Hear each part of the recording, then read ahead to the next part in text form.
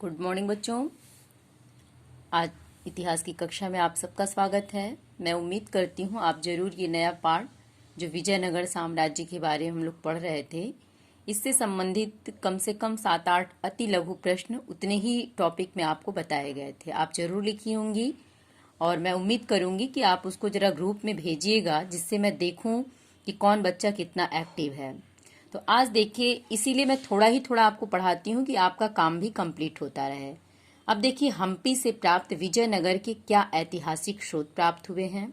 इसमें भी बहुत सारे महत्वपूर्ण प्रश्न आपको मिलेंगे। देखिए, जो विजयनगर है, विजयनगर के सर्वाधिक ऐतिहासिक जो स्रोत हैं, जो ऐतिहासिक स्रोत हैं वो कहाँ से मिले? हम्पी नामक स्थल से।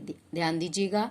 अब प्रश्न क्या बनेगा कि जो विजयनगर के ऐतिहासिक स्रोत हैं अधिक मात्रा में किस स्थल से प्राप्त हुए?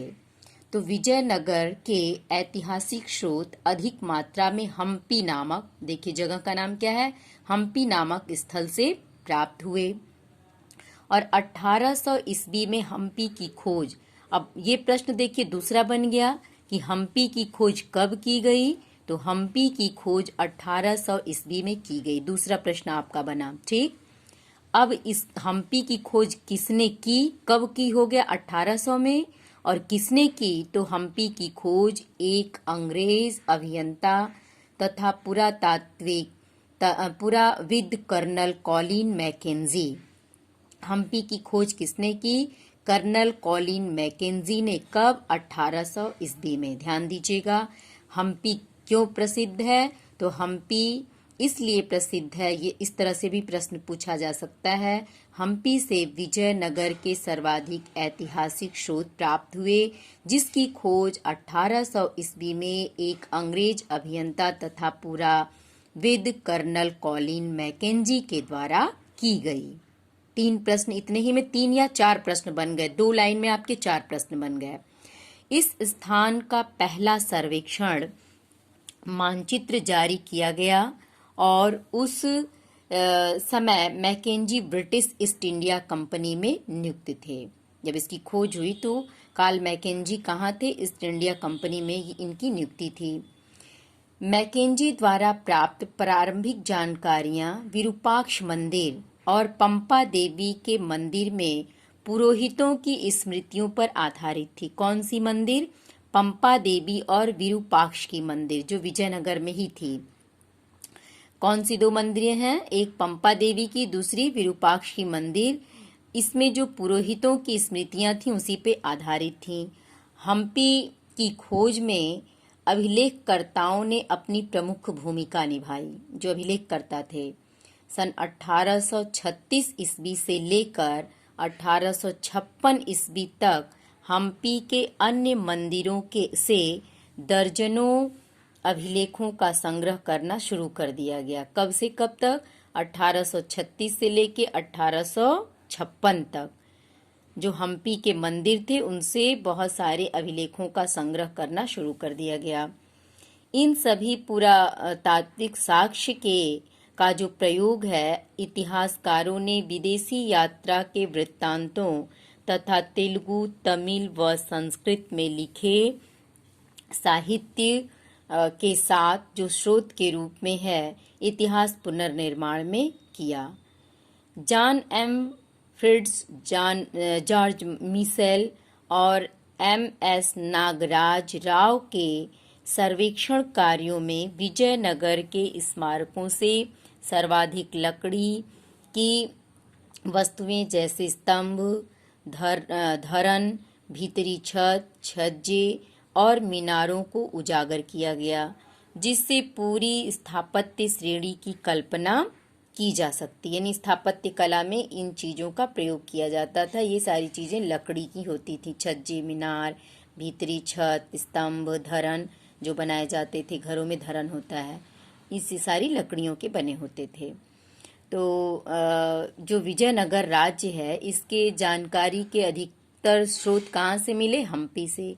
इसकी खोज किसने की? कर्नल कॉलिन मैकेंजी ने। कब की? 1800 ईस्वी में की, ठीक।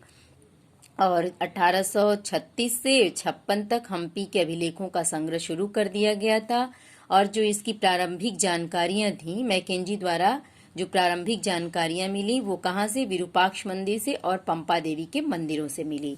अब आगे हम लोग देखते हैं क्या है।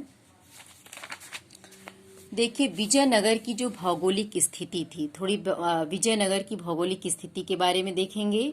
तो विजयनगर की भौगोलिक अवस्थिति एवं जल संसाधन के बारे में देखिए। विजयनगर की भौगोलिक स्थिति अत्यंत आकर्षक एवं रमणीय थी, यानी बहुत ही सुंदर थी। वहाँ विजयनगर की भौगोलिक स्थिति बहुत ही लोगों को के मन को लुभाने वाली, बहुत ही सुंदर थी। क्यों सुंदर थी? क्योंकि इसके चारों ओर ये पहाड़ियों से घिरा हुआ था। विजयनगर के अत्यधिक सुंदर और आकर्षण होने का कारण क्या था? क्योंकि विजयनगर चारों ओर पहाड़ियों से घिरा हुआ था और ये पहाड़ियां विजयनगर को बाहरी आक्रमण से सुरक्षा प्रदान करती थीं। देखिए पहाड़ियां दो तरह से लाभकारी थीं। एक तो जो विजयनगर राज्य को ये चारों तरफ से घेरी हुई थी, इसके सौंदर्य को बढ़ा रही थी। दूसरा, ये चारों तरफ से घिरी हुई पहाड़ियां विजयनगर साम्राज्य को सुरक्षा भी प्रदान करती थीं। दो चीजें दिखाई दी। इन पहाड़ियों से अनेक जलधाराएं निकलती थीं। तीसरा लाभ दिखाई दिया। तीन लाभ क्या क्या दिखाई दिया? एक तो पहाड़ियां सौंदर्य को बढ़ा रही हैं, दूसरा पहाड़ियां आक्रमण से सुरक्षा कर रही हैं, तीसरा इनसे जो पहाड़ियां थी इनसे बहुत सारी जलधाराएं निकलती थीं और बांध के माध्यम से बड़े आकार के हौजों में इन जलधाराओं का जल एकत्रित किया जाता था। विजयनगर की भौगोलिक स्थिति की सबसे महत्वपूर्ण विशेषता तुंगभद्रा नदी द्वारा निर्मित एक प्राकृतिक कुंड है। किस नदी द्वारा निर्मित है?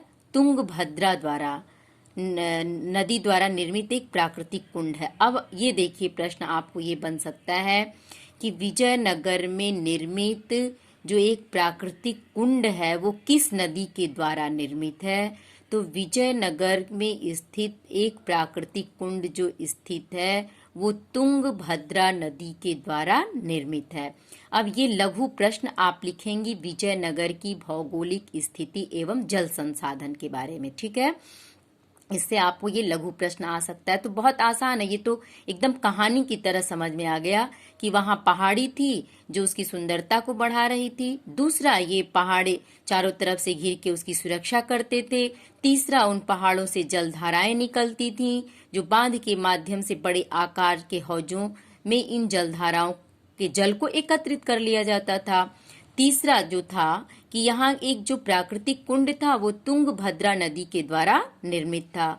इसके अतिरिक्त यह प्रायद्वीप के सबसे शुष्क क्षेत्रों में से एक था, इसलिए राज्य द्वारा जल संसाधन का विकास किया गया। विजयनगर का कमलपुरम जलाशय, कौन सा? कमलपुरम जलाशय महत्वपूर्ण जलाशय था। अब ये अति लघु प्रश्न पूछा जा सकता है कि विजयनगर का सबसे महत्वपूर्ण जलाशय कौन सा था, इसको भी आप लिखेंगी। तो विजयनगर का सबसे महत्वपूर्ण जलाशय कमलपुरम जलाशय था, जिसके माध्यम से आसपास के खेतों में सिंचाई के साथ साथ इसके जल को एक नहर के रूप में राजकीय केंद्र तक ले जाया जाता था। अब एक प्रश्न ये पूछा जाए अगर कि कमलपुरम जलाशय का क्या महत्व था, तो कमलपुरम जलाशय का महत्व विजयनगर में इसलिए था क्योंकि इसके माध्यम से जो आसपास के खेत थे उसमें सिंचाई सुगमता से हो जाती थी और इसके साथ साथ जल को एक नहर के रूप में राजकीय केंद्र तक भी पहुंचाया जाता था।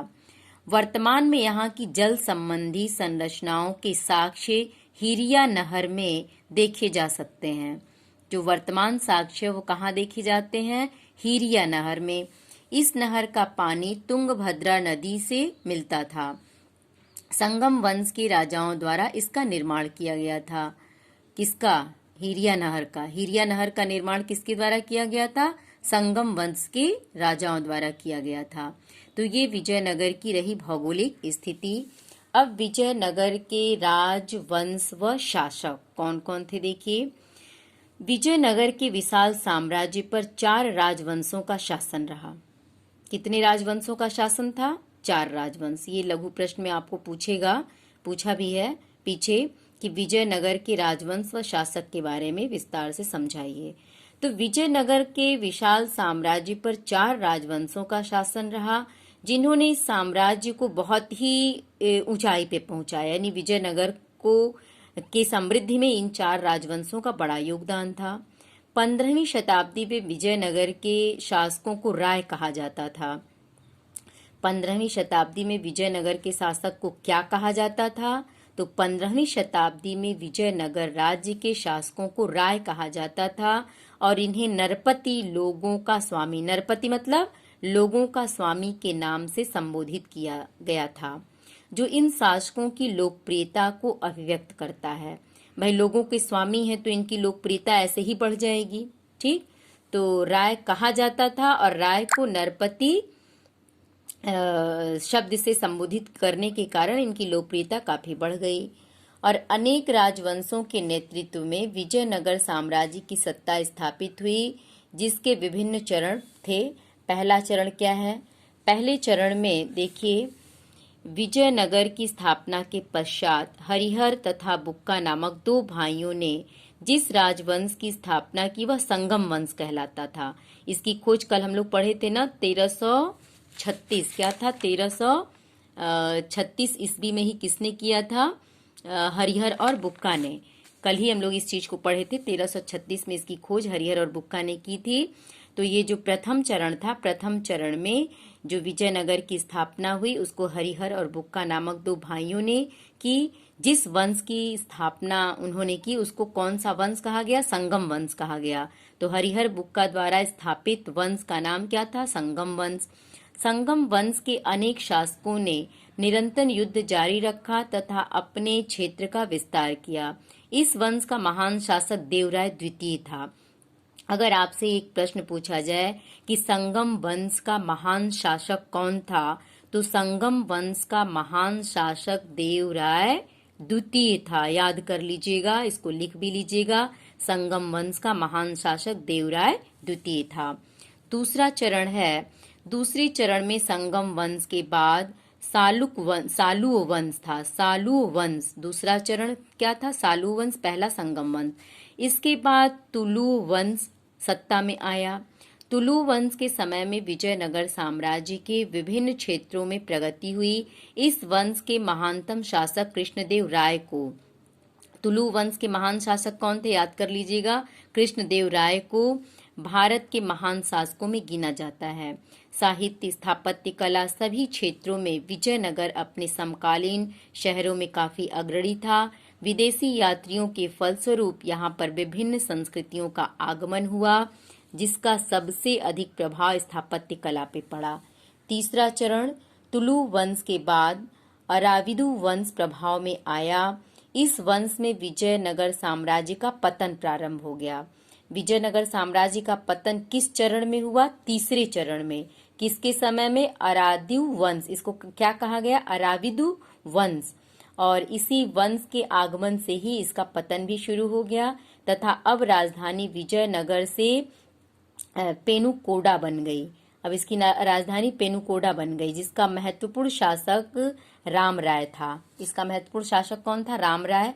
इस वंश का शासन 17वीं शताब्दी के अंत तक रहा और अराविद वंश के शासकों के शासन काल में भी पूर्ण की तरह दक्कन सल्तनत के शासकों के साथ संघर्ष चलते रहे।